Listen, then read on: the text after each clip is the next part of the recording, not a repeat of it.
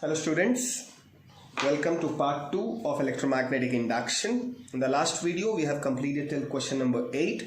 So now the question number 9. A small conducting circular ring of area 2 mm square is placed coplanarly with a long straight current carrying wire at a distance of 10 cm from it.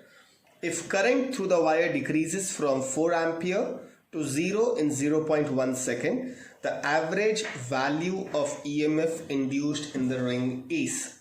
Now always understand the induced EMF is because of the rate of change of flux associated with that coil. In this case, instead of the coil, it's a circular ring.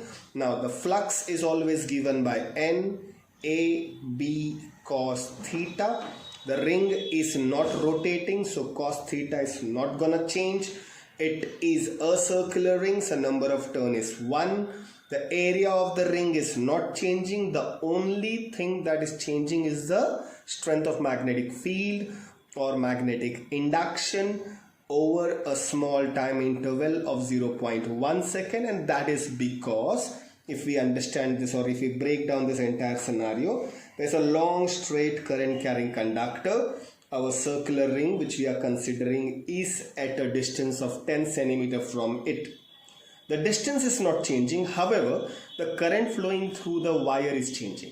And if the current changes, magnetic induction changes. So just substitute the formula and you'll be getting the answer. So the area is 2 mm square, that is 2 into 10 raised to minus 6.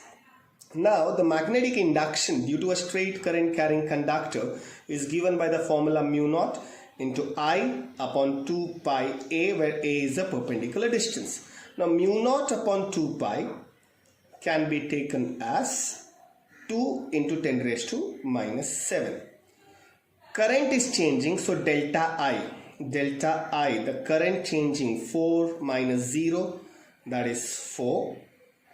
Upon distance, that is 10 centimeter, that is 10 raised to minus 1 in meters, and delta t, that is the time interval is 0.1 seconds, that is 10 raised to minus 1.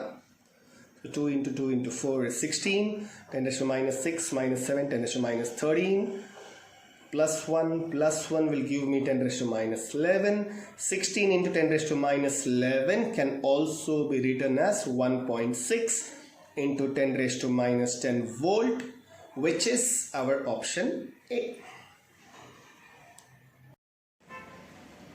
A similar question is our question number 10. It says a conducting square loop, edge length A and resistance R is in a uniform magnetic field B perpendicularly. Two opposite corners of the loop are pulled apart as shown in the figure till it becomes straight. The charge flown through the loop will be. Here they are not asking us EMF. They are asking us the charge that is flowing through the loop. If you remember in the last part as well, we had a similar kind of question. Whenever they talk about charge, we would require current, because current is nothing but the rate of flow of charge. Now the induced current will be induced EMF divided by resistance. So this is 1 by R. Induced EMF is delta phi, or I can say d phi by dt. So if I equate this with the extreme left one, dt and dt gets cancelled out.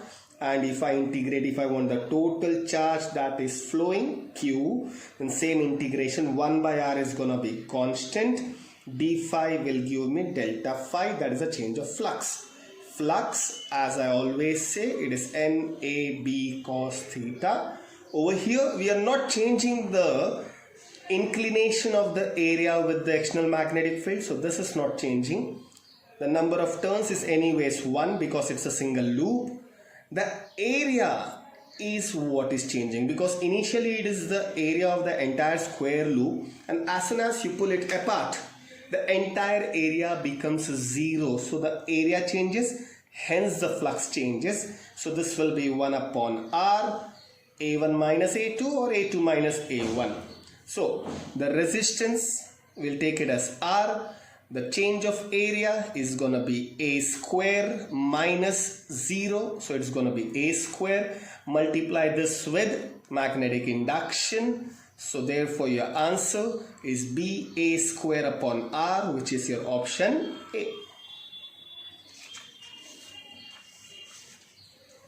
The next question, a very easy one. If you have your concepts clear, this is just a 30-second question.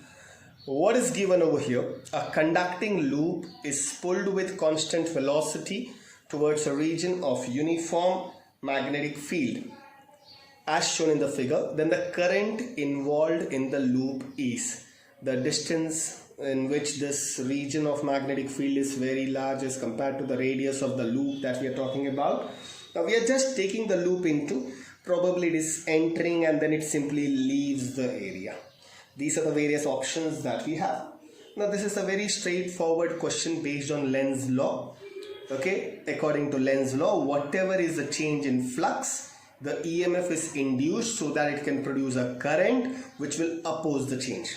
So when the loop is just taken into the region of magnetic field, the magnetic flux increases in the direction into the plane of the page. So therefore it would want that it should produce a current which would produce a flux in the opposite direction. That means in the direction outwards. So if the flux has to be developed outwards, then the current has to go in the anti-clockwise direction. Hence it will be anti-clockwise when it is entering. Had it been leaving, then it would be clockwise. So hence this one is wrong. So it's anti-clockwise while entering. That's option B. Keep your concepts clear and this is going to be a very easy one. Okay. The next one, the 12th question.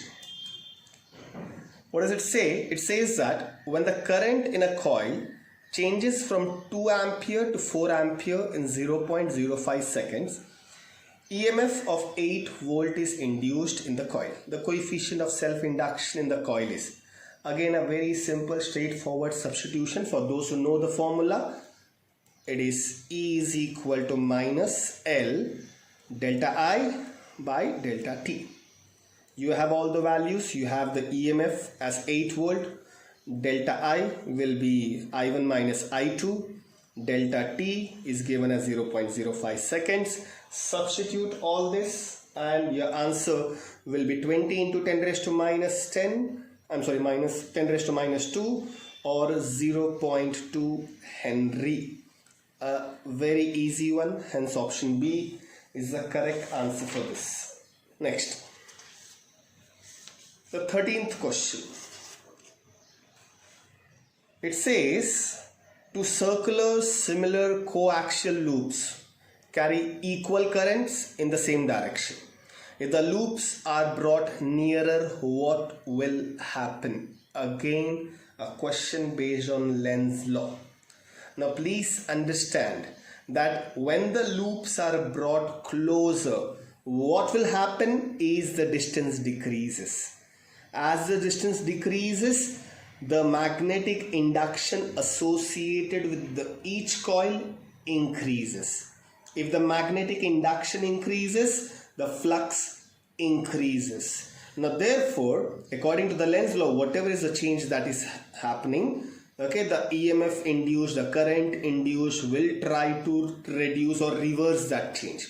So it would want that the magnetic induction should decrease. And to decrease the magnetic induction when the distance is decreasing, the only thing that the loops can do is they can produce the EMF which is having an opposing effect, and hence the effective current in the circuit in each loop will decrease. Hence the correct option is option B. These are, again, if your concepts are clear, these are 30 seconds or else you may do some mistakes. Okay, let's go to the 14th question. Very, very easy one, fundamental. There are some additional information to distract you, but however, if you have your concepts crystal clear, those additional informations would not distract you. Never think that we have to use all the information that is given, like this question. They say a step down transformer transforms a supply line voltage of 2200 volt to 220 volt. The primary coil has 5000 turns. Actually, information till here is more than sufficient, but still, yet let's go further. The efficiency and power transmitted by the transformer are 90% and 8 kilowatt respectively. Then the number of turns in the secondary coil. Over here, okay, only thing that is required is what is the input voltage, okay, what is the output voltage, what are the number of turns in the primary coil, and then they are asking us the number of turns in the secondary coil. So what is this information all about? This could be probably used had they asked us the output power, had they asked us the output current. However, otherwise this is of no use for us. So it's a simple NS upon NP, that is 5000, will be equal to output voltage, that is 220, upon input voltage, that is 2200. On cancelling, this is 10 on cancelling. So it's a very simple, straightforward question. Don't get distracted of the additional information. So the answer is 500 turns, which is option C. I hope most of you might have got this correct. Okay. The last question in electromagnetic induction for our discussion module. Okay, the question says the number of turns in the coil of an AC generator is 5000 and the area of the coil is 0.25 meter square. The coil is rotated at the rate of 100 turns per second in a magnetic field of 0.2 Weber per meter square. The peak value of EMF generated is nearly.